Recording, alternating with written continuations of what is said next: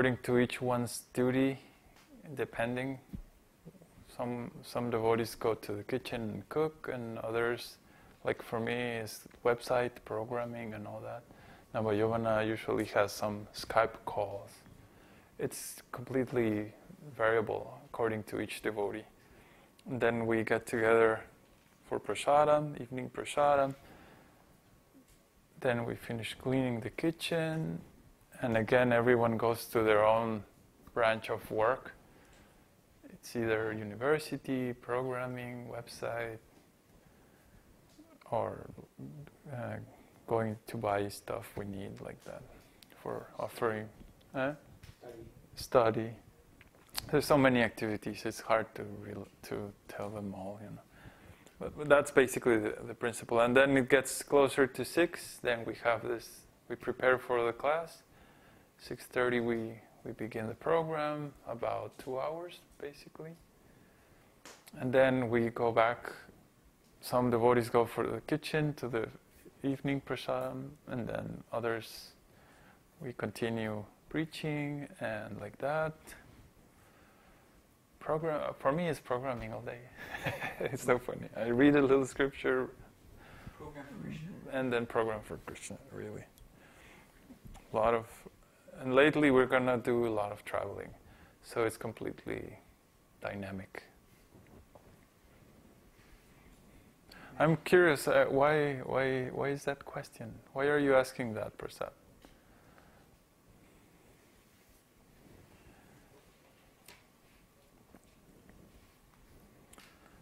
Where's the player for? It's plugged in? Okay, so who's gonna start? Yavana? Yeah, he probably do it. Okay. Prasad says, I'm curious to know about monk life, the time they wake up, etc., etc. Oh, I see. Oh, that's good. That means you're interested in living monk life. That's good. But he's the one that's very young, right? What's your age, Prasad? I think he's 14 or something. Monk life is very nice. No, Prasad says, I'm a grihasta, I'm 29. Oh, really? Oh, then I'm confused. I thought he was a young boy. 29. I see. Well, usually what we've seen is that someone that already is engaged in married life and like with children and like that is very hard to. It's almost like impossible to renounce to family, because it's the duty of the father to liberate the wife and the children.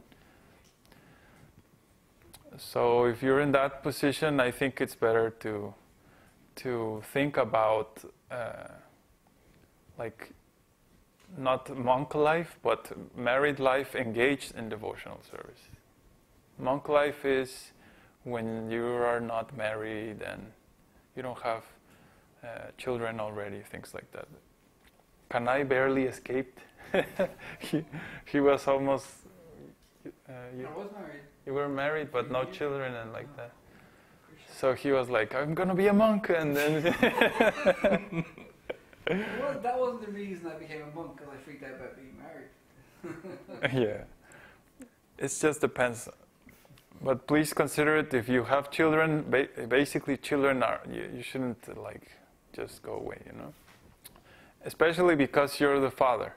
The father has the authority to tell what's, like in the home, he can set more or less the framework in which we are gonna serve Krishna, for example. And you put your little altar just like here that we have. And this is the appropriate approach to grihasta life. And then later on, according to Vedic principles, when you're like 50 or something like that, after the children are grown up, then you can think about renouncing, or the Vanaprastha stage. And then that's good for like, okay, now family life, then the wife is taken care of by the children. The children are already grown up and independent and like that. Okay, so let's proceed. Oh, there's more. Okay. So Ronald Singh is asking in this connection, if the father is not interested, can a son take up the task to liberate the family? Well, it sounds very heroic, but you cannot force anyone to become devotee. You cannot force.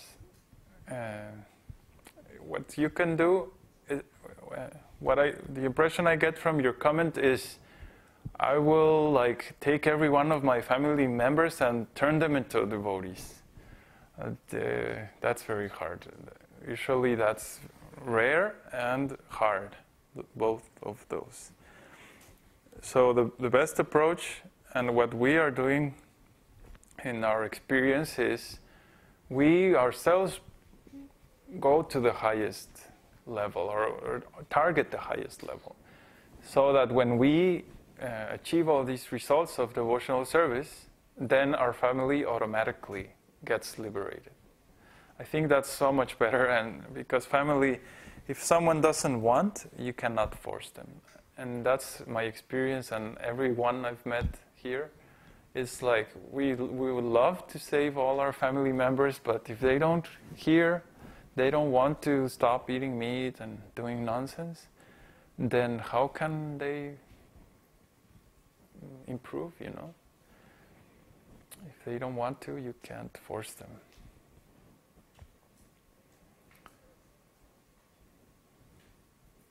Okay, so let's proceed with Viṣṇusahasranāma.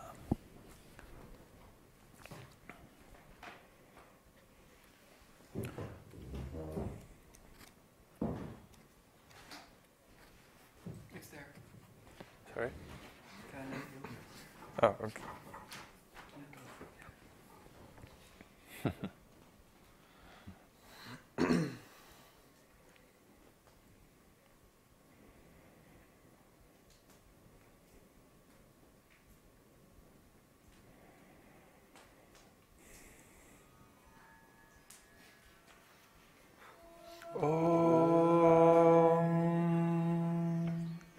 Śrī Viṣṇusahasranāma vacha Śrutva dharmana sheshena pavanani cha sarvashaha Yudhishthira shantanavam punareva bhyabhashata Yudhishthira uvacha Kim ekam daivatam loke kim vapyekam parayanam Stuvantakam kamarchanta prapnuyormannabhashubham Ko dharma sarva dharmanam bhavata paramo mataha Kim japan muchyate janturjanma samsara bandhanat Śrī Bhishma uvacha Jagat Prabhum Deva Devam Anantam Purushottamam Stuvam Nama Sahasrena Purusha Satatothitaha Tameva Charchayam Nityam Bhaktya Purusham Avyayam Dhyayan Stuvam Namasyam Jayamanastameva Cha Anadinidhanam Vishnum Sarvalokam Maheshwaram Lokadhyaksham Stuvan Nityam Sarvadukhatiko Bhavet Brahmanyam Sarvadharmanyam Lokanam Kirti Vardhanam Lokanatham Mahatbhutam Sarvabhutta Bhavot Bhavam Esha me sarva dharmanam dharmodhikatamo mataha Yad bhaktya pundarikaksham stavairarchena rasada Paramam yo mahatteja paramam yo mahattapaha Paramam yo mahatbrahma paramam yaparayanam Pavitranam pavitram yo mangalanam cha mangalam Dhaivatam devatanam cha bhutanam yo vyayapita yatas sarvani bhutani bhavantyadi yugagame yasminscha pralayam yanti punareva yugakshaye tasya loka pradhanasya jagannathasya bhupate Vishnurnama sahasrame shrinu papa bhayapaham Yani namani gaunani vikyatani mahatmanaha Rishibhi parigitani tani vakshani bhutaye Om namo bhagavate vasudevaya